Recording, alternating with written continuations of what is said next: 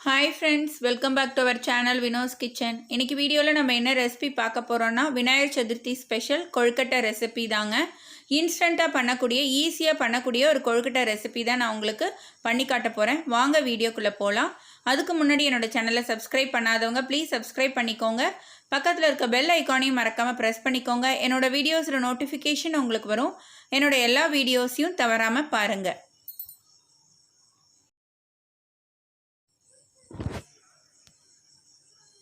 ஒரு பேனில் 1 கப் அளவு அவல் சேர்த்துக்கோங்க. நல்லா தின்னாக இருக்கிற அவல் எடுத்துக்கோங்க. லைட்டாக கலர் சேஞ்ச் ஆகிற அளவுக்கு நல்லா கிறிஸ்பியாக ஆகிற அளவுக்கு வறுத்து எடுத்துக்கோங்க. மாவு பிசைஞ்சு பூரணெல்லாம் ரெடி பண்ணி கொழுக்கட்டை செய்ய டைம் இல்லைங்கிறவங்க இந்த மாதிரி அவல் யூஸ் பண்ணி ஹெல்த்தியாக இன்ஸ்டண்ட்டான கொழுக்கட்டை நீங்கள் செஞ்சுக்கலாம். கைவிடாமல் நல்ல கலர் சேஞ்ச் ஆகிற அளவுக்கு நல்லா வறுத்துக்கலாம். இந்த அவலை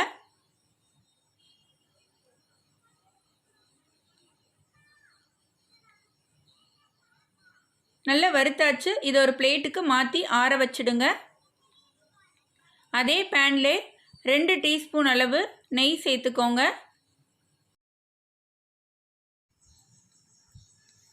2 டேபிள் ஸ்பூன் அளவு பாதாமும் முந்திரியும் ஆட் பண்ணிக்கலாம். இது உங்களுக்கு ஆப்ஷனல் தான், வெறும் முந்திரி மட்டும் கூட நீங்கள் ஆட் பண்ணிக்கலாம். நம்ம குழந்தைங்களுக்கு கொடுக்கும்போது கொஞ்சம் ஹெல்த்தியாக இருக்குமேன்னு சொல்லிட்டு நான் பாதாமும் ஆட் பண்ணியிருக்கேன். இதையும் நல்லா வறுத்து எடுத்துக்கலாம்.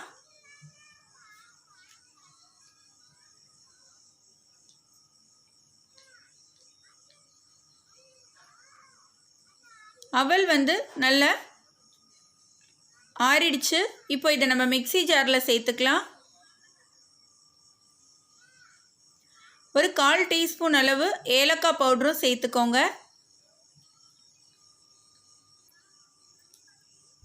வறுத்து எடுத்து வச்சிருக்கிற பாதாமியும் முந்திரியும் இப்போ இதோட ஆட் பண்ணிக்கோங்க. அவலோட பாதாம் முந்திரிலாம் இது ஆட் பண்ணும்போது ரொம்ப ஹெல்த்தியாக இருக்கும். பெரியவங்களும் சாப்பிடலாம், குழந்தைங்களும் சாப்பிடலாம். இப்போது இனிப்புக்காக 1/2 கப் அளவு வெல்லம் நான் சேர்க்குறேன்.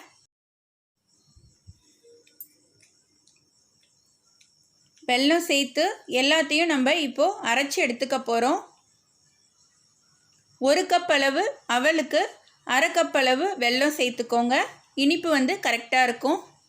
எல்லாத்தையும் சேர்த்து இப்போது அரைச்சிக்கலாம். நல்லா ஃபைனாக அரைச்சாச்சு பாருங்கள். இப்போ இதை ஒரு பவுலுக்கு மாற்றிக்கலாம்.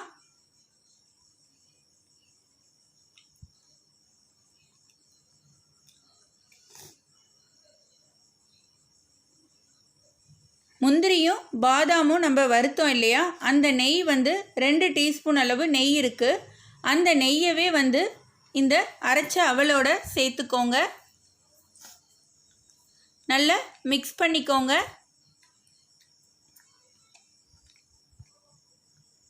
நல்லா மிக்ஸ் பண்ணி விட்டுக்கோங்க.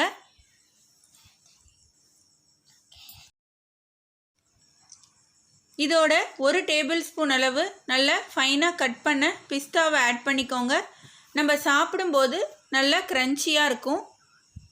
இப்போது இதோட பால் ஒரு 2 டேபிள் ஸ்பூன் அளவு சேர்த்து நல்லா மிக்ஸ் பண்ணிக்கலாம். காய்ச்சி ஆற வச்ச பாலை ஒரு 2 டேபிள் ஸ்பூன் அளவு நான் சேர்த்து நல்லா பிசைஞ்சிக்கிறேன். நீங்கள் எவ்வளோ தேவைப்படுது பார்த்து அதுக்கு தகுந்த மாதிரி ஆட் பண்ணிக்கோங்க. எனக்கு 2 டேபிள் ஸ்பூன் அளவு போதுமானதாக இருந்தது. பாருங்கள், நல்லா பிசைஞ்சு எடுத்தாச்சு. நம்ம சப்பாத்திக்கு எப்படி பிசைவோமோ அந்த அளவு அந்த கன்சிஸ்டன்சியில் நான் பிசைஞ்சிருக்கேன். உங்களுக்கு விருப்பமான மோல்டை எடுத்துக்கோங்க. நான் இந்த மோதகம் டைப் எடுத்திருக்கேன். இதில் தேவையான அளவு மாவை உள்ளே இந்த மாதிரி ப்ரெஸ் பண்ணி விடுங்க. அப்போ தான் நமக்கு கரெக்டான ஷேப் கிடைக்கும். இந்த மாதிரி ப்ரெஸ் பண்ணி உள்ள தேவையான அளவு மாவை சேர்த்துக்கோங்க.